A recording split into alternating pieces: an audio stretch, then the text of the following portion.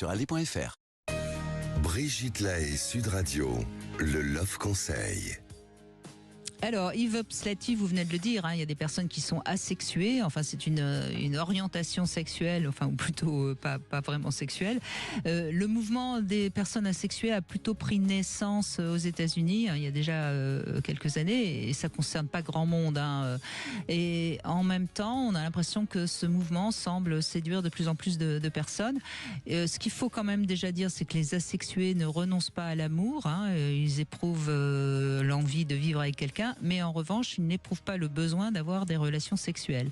C'est pas du tout important pour eux. Faire l'amour n'est pas indispensable. Alors c'est vrai que c'est pas indispensable à notre survie, et puis qu'il y a des gens qui ont plus de besoins sexuels que d'autres et qui ont une meilleure ou pas qualité de libido.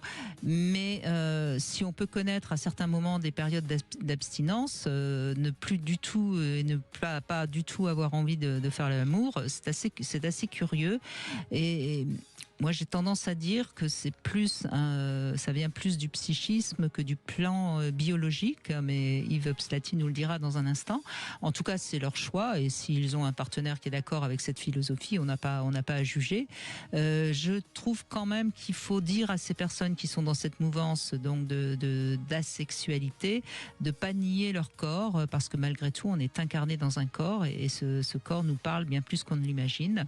Voilà, donc je sais pas, est-ce que vous pensez que c'est biologique ou est-ce que vous êtes comme moi à penser que c'est plus quand même dans la tête, Yves Slati? 50-50.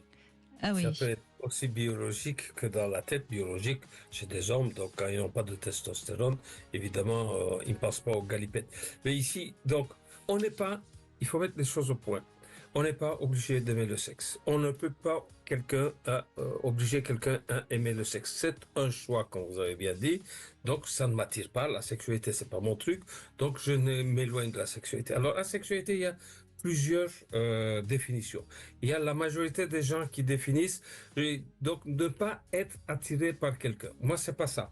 Moi, ma définition de la sexualité, ils n'ont pas de relation sexuelle, ils ne se masturbent pas, ils n'ont pas de fantasme. Donc, aucune activité sexuelle.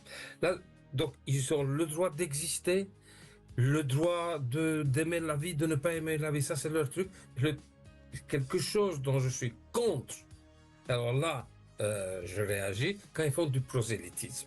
Du prosélytisme en disant nous on est bien, vous êtes tous des pervers sexuels, vous ne pensez qu'à ça, nous on est des gens bien et vous êtes des gens mauvais. Quand ils commencent comme ça, là ça commence aussi à me déranger. Donc on ne peut pas dire qu'ils sont malades, qu'ils ont un trouble, mais ils n'ont aucune santé sexuelle. Donc ça, peut-être il faut pas se gêner de leur dire ça. La santé sexuelle, ils n'en ont pas. Et donc, s'ils continuent comme ça pendant des années, c'est foutu, ils se tirent une balle au pied. Un jour, s'ils veulent, disons, découvrir la santé sexuelle, c'est trop tard. Parce qu'au moment où ils devaient faire certaines choses, ils ne l'ont pas fait. 1000 fois, on doit dire et répéter dans les radios, dans la télévision, si vous abandonnez les relations sexuelles, faute de partenaire, n'oubliez jamais de vous masturber et de fantasmer. Alors si vous dites ah non ça c'est pervers tout ça, non moi j'abandonne et un jour ou l'autre je vais retrouver ma sexualité, ma relation sexuelle quand le prince charmant va arriver. Justement le prince charmant il arrive. Le nombre de gens que j'ai vu, le prince charmant il est là. On a mis en jachère sa sexualité pendant 10 ans et on pense que juste parce que le prince charmant est là, et crac boum la machine va être lancée. Et puis ils viennent en pleurant, en disant comment ça se fait que la machine, donc je ne mouille pas, je ne bande pas, j'ai des douleurs, tout ça. On vous l'a dit. Ça fait des années qu'on vous dit, n'arrêtez pas après ça, vous allez vous tirer une balle au pied. Ne venez pas après puisqu'on vous l'a dit. Et encore ils viennent. Et encore, ah oui, mais on ne me l'avait pas dit. Comment on vous l'appelle? Ça fait des années qu'on dit ça et qu'on répète ça. Et oui, c'est un organe comme un autre, et tout organe qui reste en jachère, eh bien, s'atrophie. Je crois que c'est tout. Si on n'utilise pas son bras pendant 10 ans, il est certain qu'on ne pourra plus l'utiliser.